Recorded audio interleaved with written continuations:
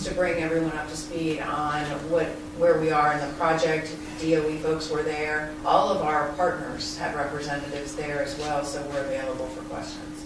So, and it was in the midst of the middle day of a 3-day team meeting for going through the details of the project. But was there any like DOD saying, talking about interference radar? Absolutely not. Tribal? Or Absolutely not. I believe the presentation is available electronically. Yes. If y'all don't have it, we can put it on the Valley website. Everybody can look at it. I've seen a 2-week earlier version. Go ahead, Mike. Just wanted to make everyone aware of the recent activities in Maryland. BOEM held a lease sale on August 19th for Maryland's wind energy area, which is 10 nautical miles off the coast of Ocean City and covers approximately 80,000 acres. U.S. Wind Incorporated submitted the provisionally winning bid for both areas, the north and the south, for a total bid of $8.7 million. Can I comment on that? Just a side note comparison that I had to do for my senior management. That went for, I think it's right, $106 an acre. Virginia's was $14 an acre. So, got a good deal.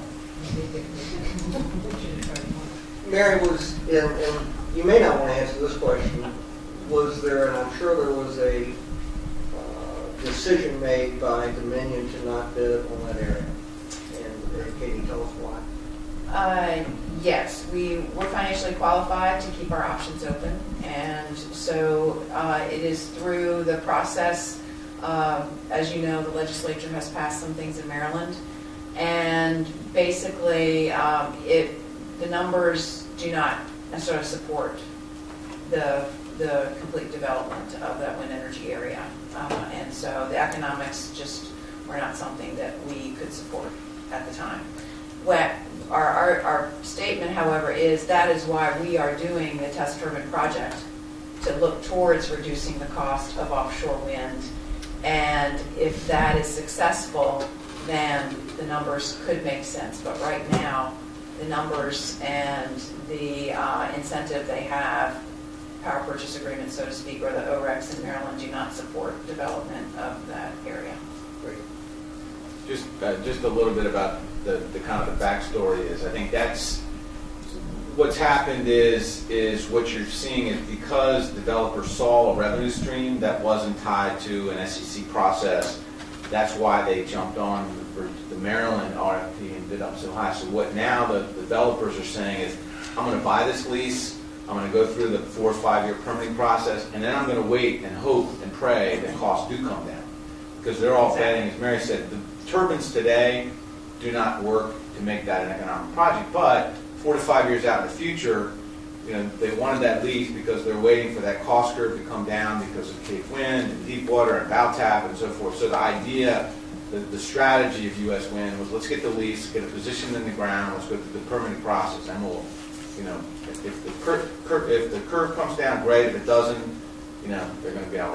But just a side note, as you all know, with our leases, there is money being spent and work that you're required to do, or you lose your lease in 5 years. So it's not just get it and sit and wait, costs come down. There is considerable money, and that was a rather large lease area. And we know right now Dominion is spending significant dollars on development of the wind energy area. So just a decision we had to make from a business standpoint, and we'll see. And if the costs come down and the Italian company still doesn't want to do it, then maybe at that time we'll jump back in the game. $14. How much is U.S. Wind capitalization? Do you know, Brian? I mean, they're pretty significant. It's an Italian construction company, so I mean, they're factoring in, you know, profits that they'll make down the road. But it's, you know, you need a runway of anywhere from $50 to $100 million to go after them. So you got to be willing to spend that kind of money before you can recover anything. So. All right, Mike, I think we're still back to you. The last item I have relates to the Virginia Energy Plan. The draft 2014 Virginia Energy Plan section on renewable energy will be emailed to you guys later on today by Ken. And your suggestions and comments can be emailed to Al or Ken using track changes by no later than this Friday, the 19th. The energy plan is due from DME to the Governor and General Assembly by October 1, so time's running short. I'm sorry, what's that date? October 1. I was appointed to the Energy Council, which put the energy plan together. Just for everybody's information, there were 6 public hearings all over the state. I went to 4 of them. I didn't go to Abington and one other.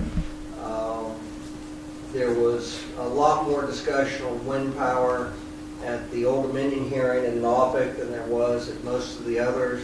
The reoccurring themes was in Fredericksburg was don't frack,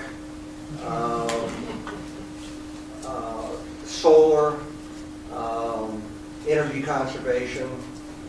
Those were the reoccurring themes, and then down the south side was don't mine uranium. So there was a lot of consistency in the arguments.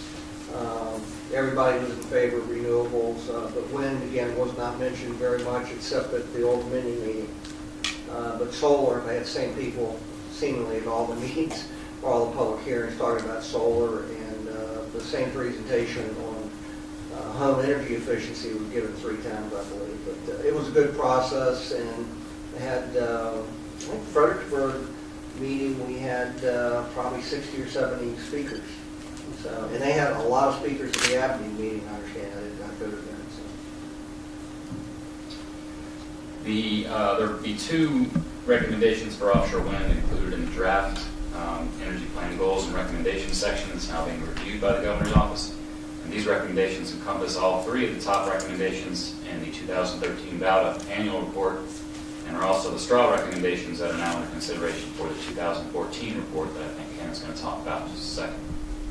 And those goals are to strongly encourage and aggressively support the timely development of offshore wind in Virginia, and establishing Virginia as the ideal manufacturing, operational, and supply chain hub for offshore wind development in the Mid-Atlantic region, and provide support and resources to accelerate development of Virginia's offshore wind resources. And those are all the updates I have, Mr. Chairman.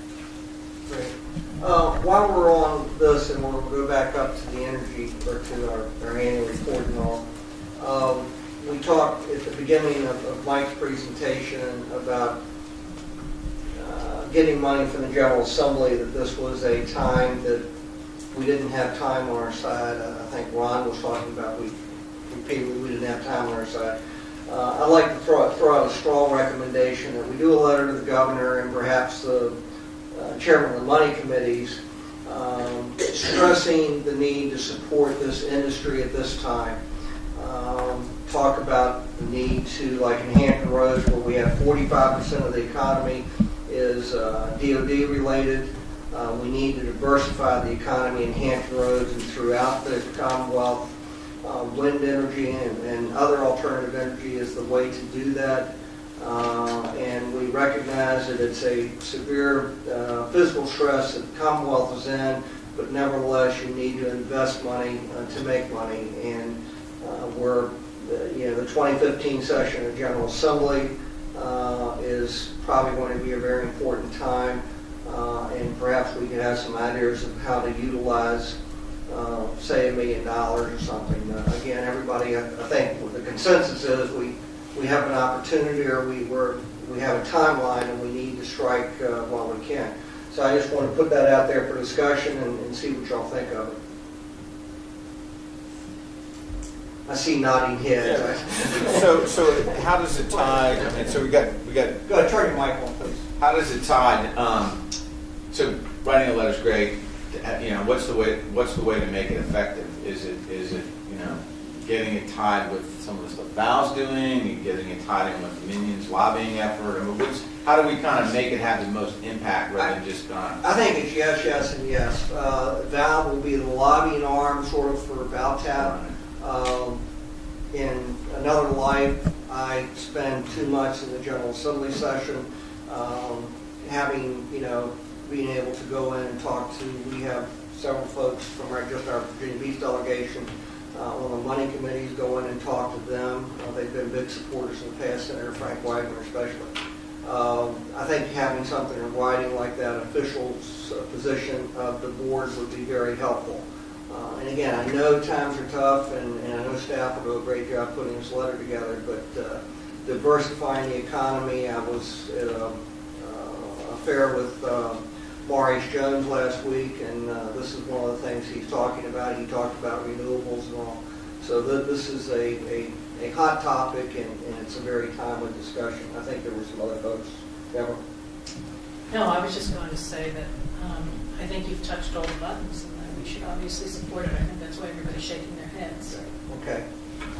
That's why I asked Chuck, what incentives are needed? And Chuck's answer to me, there are no incentives, but I'm not sure that's exactly the answer we want to hear. So it seems to me it's a combination of where are the gaps that Val has identified in terms of the supply chain here, and somehow relate that to what the lessee developer has found in terms of what they need to move this project forward. And I personally don't have the answer to that question. I just think we need some more data so that we make a concrete request that's going to move the process forward. And I think we need more information to do that. Let me, since everybody seems to be in favor of it, I'm going to ask Mike and Ken to get with Chuck and draw up a letter, and I'll certainly help if you care. And then let's say give them 2 weeks to put a letter together, circulate it to the board for comment, and give you all like a week or 10 days to review it and then get it out, because I think it'd be important to get it out for the certainly for the second week of October, and get it into the governor's office and get it into the General Assembly members, the money committee people's hands, and certainly Secretary Jones and other people like that. So can we just do a consensus on that? Or do we need a motion? Let me know how formal you want to be. I support the recommendation. Okay. Are anybody opposed? Okay, thank you all very much. Oh.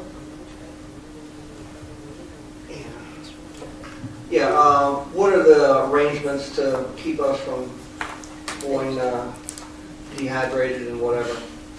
Certainly a time for a potty break, but how about, is lunch available or Lynn not? is checking on that right now. Okay. Let's take a 10-minute anyway break to go to the bathroom.